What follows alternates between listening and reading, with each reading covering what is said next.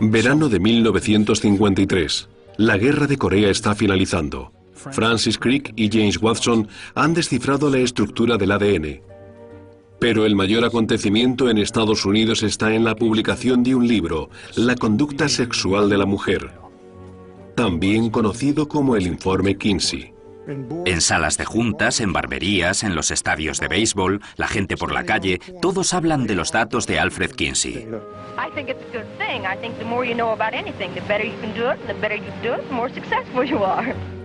De repente hubo una persona que dijo, esta es la cartilla de nota sexual de los estadounidenses, este es el aspecto que tiene. Y supongo que eso fue lo que provocó una reacción tan inmensa. En el centro de la tormenta se hallaba una extraña figura. Un profesor de zoología de 59 años de la Universidad de Indiana, llamado Alfred Kinsey. Kinsey había hecho lo que nadie se había atrevido a hacer nunca: entrevistar a miles de estadounidenses sobre sus experiencias sexuales. This research has been possible because over the past 15 years, some tens of thousands of people have cooperated. Kinsey quería incluir en su investigación todos los tipos de actividad sexual y oír todos los tipos de historias y todos los diferentes relatos sobre sexualidad. Te hacía sentir que no estabas hablando sobre ti mismo, aunque así fuera. De alguna forma, conseguía que en los primeros 5 minutos le contaras cosas que nunca le habías contado a nadie. Las afirmaciones de Alfred Kinsey sobre la vida sexual de los estadounidenses acabaría afectándoles profundamente. De repente, la conspiración del silencio quedaba desmantelada en una sociedad que se había mantenido reprimida. Y las cosas nunca volverían a ser igual.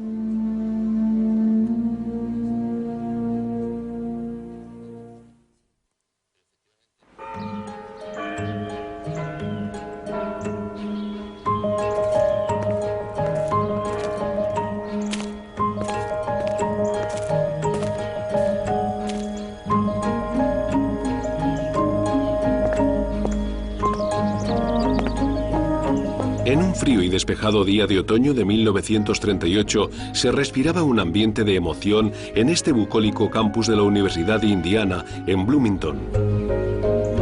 Había aparecido un pequeño aviso que anunciaba un nuevo curso sobre el tema de la sexualidad en los seres humanos. El curso iba a ser impartido por el profesor de zoología Alfred Kinsey. Su programa de estudios prometía una serie de conferencias francas sobre la técnica sexual, la fisiología y la anticoncepción. Los universitarios esperaban que la clase llenaría el vacío existente en su educación. Una epidemia de una enfermedad venérea había extendido durante varios años el temor en los campos de la universidad. En Indiana, el periódico de los estudiantes había empezado a pedir un verdadero curso sobre sexo. La mayoría de los estudiantes, incluso los que ya estaban comprometidos, no sabían prácticamente nada de lo que había que hacer en la noche de bodas. En aquella época, la Universidad de Indiana estaba muy reprimida. Había un toque de queda para las chicas a las 10. Yo me quedaba hasta más tarde. Te creías que se iba a acabar el mundo. Había mucha fanfarronería, pero no, todo eso no eran más que faroles. No había muchos casos de sexo prematrimonial. La mayor parte de lo que sé sobre sexo lo aprendí en el asiento de atrás de un Chevrolet del 26. Yo me crié en una granja y teníamos vacas, un toro y una cerda que tuvo 17 crías a las cuales yo vi nacer. Aparte de eso, yo no había visto mucho más de nada, excepto que me había masturbado. Y me creía que lo había inventado yo. Mi madre pensó que había llegado el momento de hablar conmigo y me dijo, si vas a la iglesia alguna tarde con tu novio y compartís el libro de las canciones y lo sujetas con la mano y el dedo meñique hacia afuera y él te ayuda a sujetarlo con su mano y te toca con su dedo meñique, eso es sexo. Aunque el curso del profesor Kinsey estaba restringido a los estudiantes casados y de último año, hubo cientos que hicieron cola para apuntarse. Algunos se pusieron anillos de compromiso falsos para intentar entrar en la clase y otros incluso adelantaron sus fechas de boda. Anunció que iba a dar el curso ese otoño y nos casamos el 6 de septiembre. Teníamos una semana para irnos de luna de miel y a la semana siguiente empezamos la clase de Kinsey. Fuera lo que esperaran los estudiantes del curso de Kinsey, pocos imaginaban lo que acabarían presenciando. En el primer día de clase, Kinsey dejó claro sin vacilaciones cuál era su filosofía. El único tipo de disfunción sexual, declaró, es la abstinencia, el celibato y la demora del matrimonio. A continuación, encendió el proyector de diapositivas. Tendrías que ponerte en la situación de los años 30 para empezar a imaginarte lo escandaloso que era el contenido de la clase. Lo asombrosamente claro, crudo, objetivo y preciso que era sobre el comportamiento sexual en las personas. Kinsey fue directamente al grano. Hablaba de clítoris, de orgasmos, de penes y cosas que no se habían oído nunca en 1936.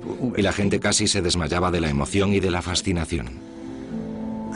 Sabía lo que era un pene, pero nunca había oído la palabra clítoris. Había oído hablar de homosexuales, pero en realidad no sabía lo que era un homosexual. Dibujó una línea muy larga en la pizarra y puso a las mujeres en un extremo y a los hombres en el otro. Y en medio dijo que había mujeres que eran más como hombres que como mujeres y hombres que eran más como mujeres que como hombres. Así conseguí hacerme una idea mejor. En muchos sentidos, Alfred Kinsey era el último hombre que los estudiantes hubieran imaginado que sería el que rompiera el silencio sobre el sexo. Con su corte de pelo a lo soldado y su pajarita, parecía la personificación del profesor recto más a gusto en el laboratorio de biología que en las aulas. Pero dentro del conservadurismo típico del Medio Oeste, Kinsey sentía una apasionada misión. Enseñó que la ignorancia sobre el sexo era lo que llevaba verdaderamente al sufrimiento y que la liberación sexual era la clave para la fortaleza del matrimonio y una vida feliz. Son las ideas de lo que es apropiado y de lo que no, lo que interfiere en la consumación del matrimonio. Son las ideas gadmoñas más que ningún otro factor lo que destroza los hogares. Alfred Kinsey. Creo que sinceramente quería ayudar. Nos explicó que había un montón de mujeres frígidas a las que les habían enseñado que el sexo era malo y que no se debía practicar sexo y que cuando se casaban no podían participar. No sabían cómo hacerlo y tenían miedo. En la clase sobre matrimonio quería proporcionar a la gente las herramientas necesarias para que conocieran su propia sexualidad y poder actuar sin culpabilidad y que fuera una parte vital y alegre de su existencia. La noticia sobre el curso de Kinsey se extendió rápidamente por toda la conservadora Bloomington. Los graduados y miembros del profesorado se quedaron horrorizados al conocer las descripciones clínicas de Kinsey sobre el acto sexual y su respaldo abierto a la anticoncepción y a la libertad sexual. Entre los principales críticos de Kinsey se encontraba Thurman Rice, un profesor de medicina que un día se dejó caer por la clase sobre matrimonio. En ese momento, Kinsey estaba mostrando diapositivas de un pene introduciéndose en una vagina, y Thurman Rice, que era una persona de la Facultad de Medicina y físicamente fuerte, se excitó con aquello. Se sintió indignado, dijo, ¿y qué ocurrirá si alguna de las muchachas de la clase se excita también? Saldrá de allí, se acostará con todos y se quedará embarazada. Alentados por Rice, un grupo de miembros del profesorado empezó a ejercer presión sobre Kinsey para que dejara de impartir el curso sobre matrimonio. Pero Kinsey adoptó una actitud desafiante. Si se creen que me voy a echar atrás, confesó un amigo, es que no me conocen. Oculto bajo el manto de la ciencia, Kinsey es, desde el punto de vista psicológico, un hombre siempre a la contra. Es un rebelde que lucha contra las fuerzas de la censura y de la opresión y de la moralidad victoriana.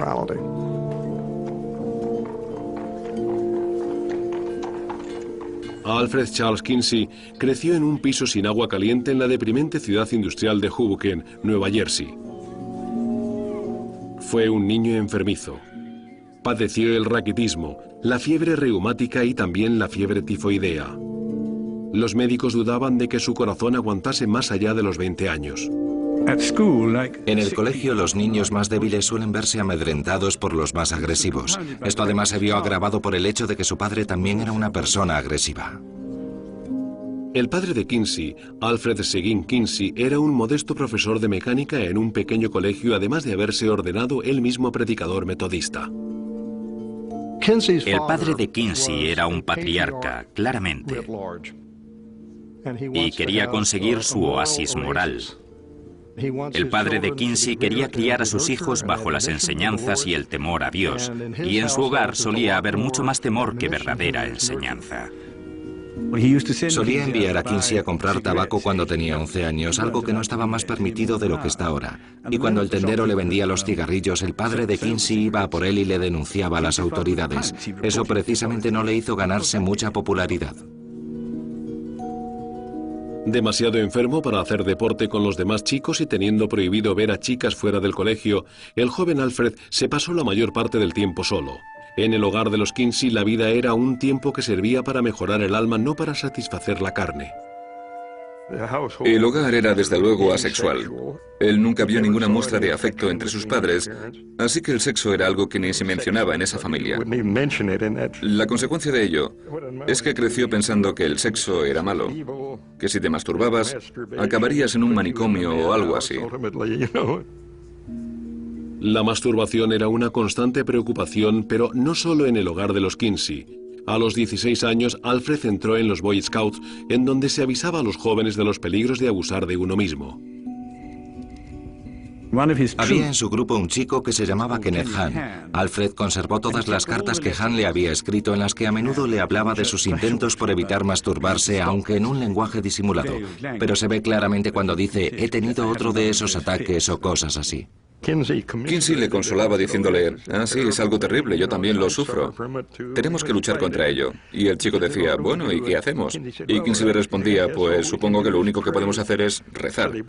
Así que se ponían los dos de rodillas junto a la cama y rezaban para ser liberados de este terrible pecado.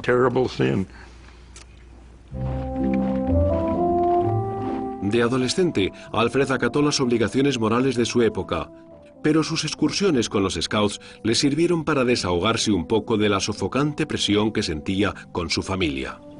La naturaleza es libertad, un espacio en el que se puede respirar. Estar en la naturaleza es salir de casa. La naturaleza proporciona a Alfred Kinsey un lugar en el que se puede definir a sí mismo. Andaba 15, 20, 30 y hasta 40 kilómetros al día, y se le veía muy relajado. Ya empezaba a mostrarse como una persona muy fuerte, una persona con una enorme fuerza de voluntad.